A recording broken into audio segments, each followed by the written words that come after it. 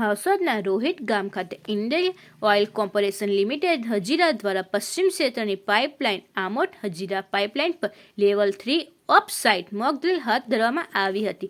Oil પાઇપલાઇનમાં ભંગાણ સર્જાવાના કારણે આગ ભભૂકી ઉઠતા આગને નિયંત્રણ લેવામાં દોડધામ મચી ગઈ હતી. આગ વિકરાળ બનતા લેવલ 3ની ઇમરજન્સી જાહેર કરવામાં આવી હતી. આ મોકડ્રીલ કટોકટીની સર્જાતા ચકાસવા માટે હાથ ધરવામાં આવી હતી. સ્થાનિક ફાયર સબની ટીમે વિવિધ ફાયર એક્સટિંગ્યુશરનો ઉપયોગ કરીને આગ બુઝાવવાનો પ્રયાસ કર્યા. જો કે આગ કાબુ ન આવતા અંતે વહીવટીતંત્રને જાણ કરી મદદ માંગવામાં આવી હતી. આ દુર્ઘટના અંગે જાણ થતાં જ અધિકારીઓ તાત્કાલિક ઘટના સ્થળે દોડી ગયા હતા. ફાયર બ્રિગેડે અંતે આગ પર કાબુ મેળવ્યો હતો. જો કે આ આગ લાગવાની દુર્ઘટનાનો પ્લાન મોકડ્રીલ હેઠળ તૈયાર કરીને વહીવટી તંત્રની પૂર્વ તૈયારીઓને વાસ્તવિક અભ્યાસ કરવામાં આવ્યો હતો.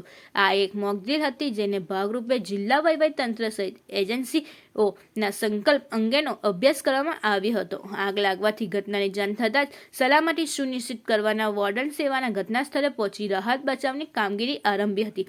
વોર્ડન સેવામાં હોમગાર્ડ, NCC, NSS અને સ્થાનિક પોલીસ ફર્સ્ટ રિસ્પોન્સ ટીમો, first aid party, house fire party અને રેસ્ક્યુ પાર્ટી અને 108ની ટીમ એ ઘટના સ્થળે પહોંચીને રાહત બચાવની કામગીરી શરૂ કરી હતી. ઘટનાના સ્થળથી કામદારોને એવેક્યુએટ કરીને તંત્ર દ્વારા તાત્કાલિક સલામત સ્થળે પહોંચાડવા સાથે વધુ જખમી કામદારોને ઘટના સ્થળે પ્રાથમિક સારવાર આપવામાં આવી હતી.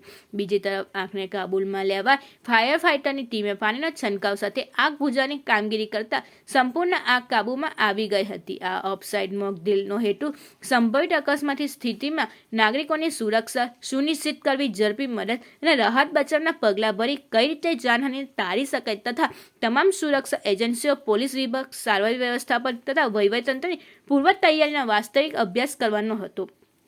મોકડ્રીલ પહેલા ઉપસ્થિત તમામ અધિકારીઓને રાહત બચાવના કર્મચારીઓ માટે ટેબલ ટોપ એક્સરસાઇઝનું આયોજન કરવામાં આવ્યું હતું. મોકડ્રીલ બાદ ફ્રીગીમમાં મોકડ્રીલ સમયે કરવામાં આવેલા તાત્કાલિક કામગીરી અને નિર્ણય વિશે પોતાના અભિપ્રાય આપી જણાવીને સમગ્ર મોકડ્રીલમાં ભાગ લેનાર તમામ એજન્સી તથા વહીવટીતંત્રની ટીમને અભિનંદન આપ્યા હતા.